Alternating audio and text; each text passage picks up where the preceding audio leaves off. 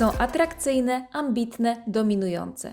Współczesne kobiety biznesu nierzadko zarabiają więcej niż mężczyźni, z którymi się spotykają. Bywa, że są szefowymi swoich partnerów. O tym, jaki to może mieć wpływ na związek, opowie Iwona Firmanty, psycholożka, socjolożka, trenerka biznesu.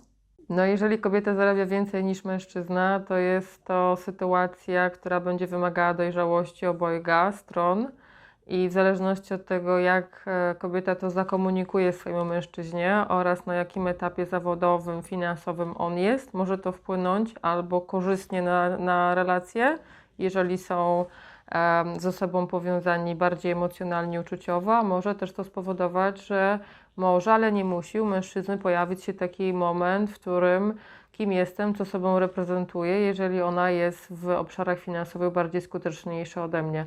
Bardzo ważna jest reakcja kobiety. Jeżeli kobieta nie będzie mu matkowała, jeżeli mu pozwoli się odnaleźć w sytuacji, jeżeli przez chwilę tylko może będzie go supportowała, to może być wszystko ok, ale jeżeli wejdzie w rolę zamiast partnerki, kochanki, przyjaciółki, w dobrym tego słowa znaczeniu, w rolę matki, tudzież takiej koordynatorki świata finansowego, no to relacja będzie miała pod górkę mocno. Jak się pilnować, żeby nie wejść w tę rolę? No przede wszystkim, że tak powiem bezpośrednio, musi pamiętać, że pokochała go nie dlatego, żeby realizować i wywiązywać go z opresji i problemów, no bo to są jego sprawy, jest mężczyzną, na pewno sobie poradzi. Zresztą takie męskie DNA to jest wtedy, kiedy mężczyzna ma takie poczucie, kim jestem, co sobą reprezentuję, czy jestem w stanie zatroszczyć się o swoje potrzeby finansowe i nie tylko i moich bliskich.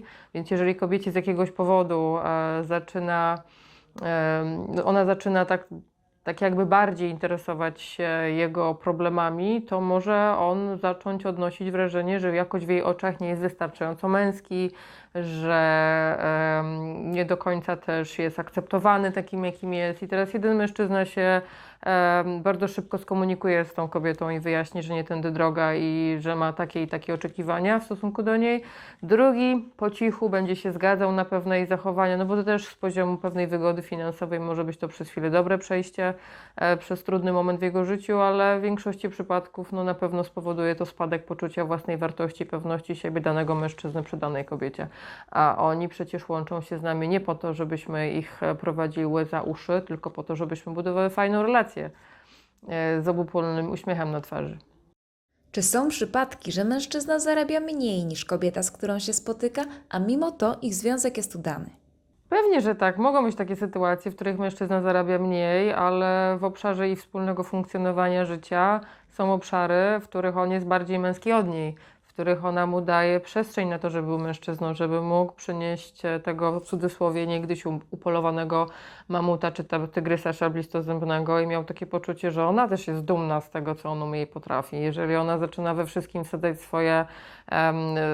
swoje paluszki, no to w pewnym momencie, no to co zostanie dla niego? Gdzie on będzie mógł się cieszyć z tego, że poprzez wykonanie zadania danej czynności ma poczucie, że on umie się zaopiekować swoją kobietą. Jeżeli dwie strony są mądre, w momencie, w którym sytuacja finansowa mężczyzny jest inna niż kobiety i kobieta daje mu przestrzeń, żeby być mężczyzną, nie ma ryzyka większego, że ta relacja no, w jakiś sposób obumrze ta ich miłość. Ale to dużo zależy od komunikacji i świadomości tego, żeby kobiety miały świadomość, szczególnie te, które są mocne, skuteczne w biznesie i nie tylko, żeby zostawiały te kompetencje i te umiejętności na tak zwanej wycieraczce przed wejściem do domu. A co jeśli kobieta jest szefem swojego mężczyzny? Życzę, żeby to był etap przejściowy, bo jako coach, jako psycholog, jako osoba, która świadczy dużo wsparcia i pomocy i kobietom, i mężczyznom, którzy zgłaszają się z takimi tematami, jeżeli to jest przejściowe i mieli tą przyjemność, że się spotkali razem w tym samym miejscu pracy, to super, bo to w życiu przecież nie chodzi tylko o pracę. Natomiast łatwiej też będzie, jeżeli ona nie będzie jego bezpośrednim przełożonym, czyli nie będzie go rozliczała z celów, nie będzie go rozliczała z budżetów, tak? No bo to w pewnym momencie dosyć trudno będzie mu rozdzielić, że to jest jego szefowa w pracy, a w domu ona go prosi o pomoc, jest jakoś bezradna, jest też oczekująca, potrzebująca, żeby on stanął na wysokości zadania jako ten niekiedy jej opiekun. Także jeżeli jest to przejściowy i początek ich relacji, to może się wszystko udać. Natomiast jeżeli ona jest jego przełożonym, no to w większości przypadków, to też z mojego doświadczenia, kobiety, które są na stanowiskach menedżerskich, kierowniczych, no one to w pewnym momencie mają silne kompetencje przywództwo, są władcze, są silne, są kontrolujące. To nie jest coś, co daje szczęście w relacji prywatnej. To jest coś, co daje nam sukces zawodowo, ale jeżeli chodzi o aspekty prywatne, to jeżeli się pokochali, poznali w pracy, to zawsze będzie rekomendacja, żeby którejś z nich zmieniło rolę, firmę, miejsce. No, trudno znaleźć osobę, którą się pokocha, znacznie łatwiej jest znaleźć nowe miejsce pracy. Jeżeli nasuwają Wam się inne pytania związane z łączeniem miłości i biznesu, zostawcie je w komentarzu. Już wkrótce na nie odpowiemy. A tymczasem zapraszamy do subskrybowania naszego kanału.